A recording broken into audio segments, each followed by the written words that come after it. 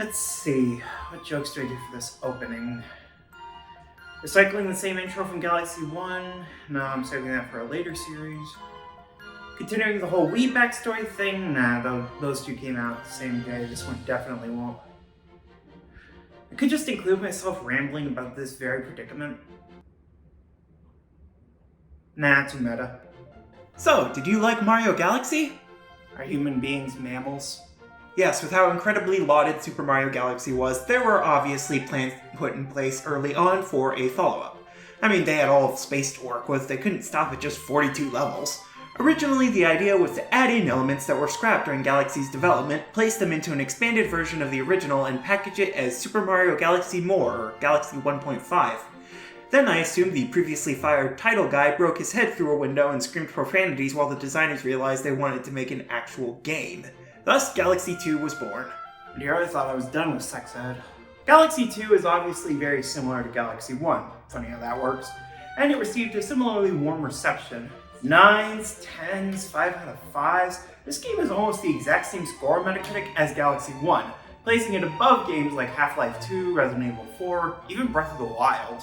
Even in 2010 when it was released, it beat games like Mass Effect 2, Red Dead Redemption, and Rock Band 3. Seriously, even Rock Band 3! So the question is, did it deserve all that praise, or did it just leech it off its older brother, like I used to do in school sports?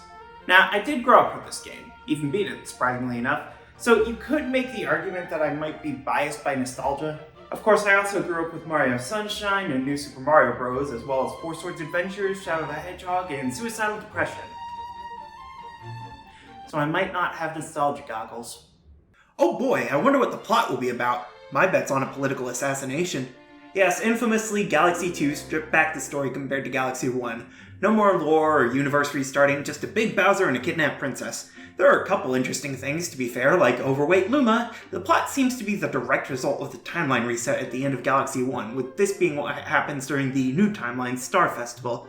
There's also a storybook aesthetic and theme in the few story cutscenes, which cards on the table don't add much at all.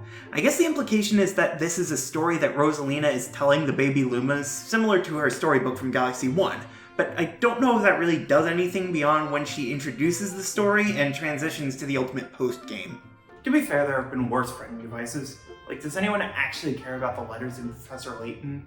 Obviously, the story isn't too important for this game. Whether that's because of Miyamoto's influence, like he implied, or an artifact of the whole 1.5 thing is hard to say. Like, they probably didn't put much thought into a new storyline when they thought this was going to be a basic expansion pack. And yes, in case this game's backstory didn't make it obvious, the game still has a lot of Galaxy 1's DNA in it. Okay, yeah, this is Mario Galaxy again. Not just in presentation, though yeah, it looks almost identical in places, but also in control. The gameplay is just about the exact same as Galaxy 1, weird turning and all. To be fair, that turning is intended to compensate for the gravity shifting, which is still present in this game, but it still feels weird, at least during the flat gravity sections. In terms of the presentation, the graphics and sounds are basically the same, though to be fair, there are some different level themes that help distinguish it visually, and there are some new arrangements and tunes. I feel like I should give this game a bit of flack for the unoriginality, given I gave Lost Levels hell for its own.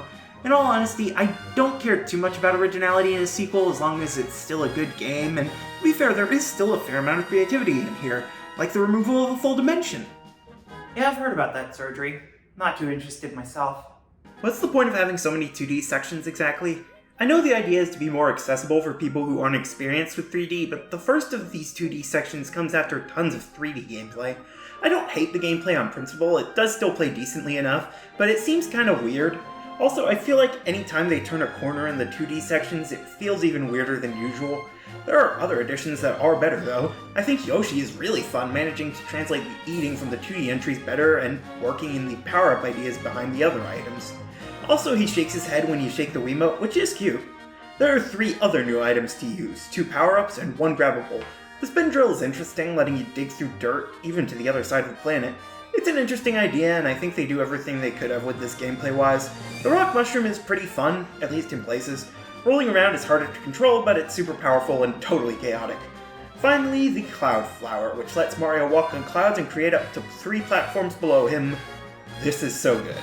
It's super useful and has a lot of different uses, especially since you can replenish the clouds by picking up another flower.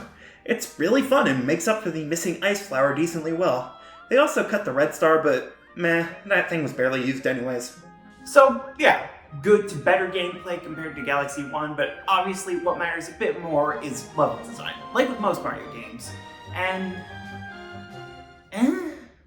Don't get me wrong, I think these levels are great. Honestly, some of these levels are actually more creative and interesting than in Galaxy 1. It's an amazing set of levels, but it's also a very different set of levels. They're very linear, like in Galaxy 1, but there's a lot less exploration compared to even that game. They're also typically shorter than in Galaxy 1. A lot of galaxies only have 1 or 2 planets, and even when there are more, each galaxy has 3 stars max, at least before getting all 120 main stars. We can play as Luigi in a decent number at least. Yeah, Luigi is here and playable, even before the ending. You need to beat the final boss to play as him in every level, but still, get about 20 stars and you can play as him in a decent number of galaxies. Seriously, just about every website says you need 30 stars to unlock him, but I got him with my 20th star. The internet is just wrong. There is one new incentive to explore at least, the comet medals. Yeah, I didn't really talk about prankster comets in Galaxy 1, partially because, to be honest, I didn't really play any for this project. I think the way they work in Galaxy 1 is pretty funky, honestly. Once you unlock them, 1 or more will always be in orbit around a galaxy, basically at random, and if it's in orbit, you can't choose a different star in that galaxy. You can sort of move the comets around if you spend a few star bits, but otherwise you just kinda have to work around the comet. Here, the comet can only appear in a galaxy if you collect its comet medal, plus clear a few other requirements. There's still a bit of a headache in trying to figure out how to unlock the comets, but on the other hand, they don't move around at random, they stick to where they're orbiting forever. Plus, you can even pick other stars while it's orbiting a galaxy, because they didn't want to be obnoxious apparently. Who'd have thought? Overall, I think this is a very great game, even if it got part of the way just by copying Galaxy 1. In some ways, you could argue that it's better than its predecessor, more power-ups, more ideas, more quality of life features. I could definitely see that argument, but personally, I don't know, I like it a lot, but not as much as Galaxy 1. First, I thought it was just the lack of creativity, but looking at it honestly, the game still has a lot of original content made for it. If I had to guess, honestly, it's just that the game lacked some of the surprise factor that Galaxy 1 had. But still, I think this game's great, and I can't wait to see where the series goes from here. Just wish the title guy didn't get arrested.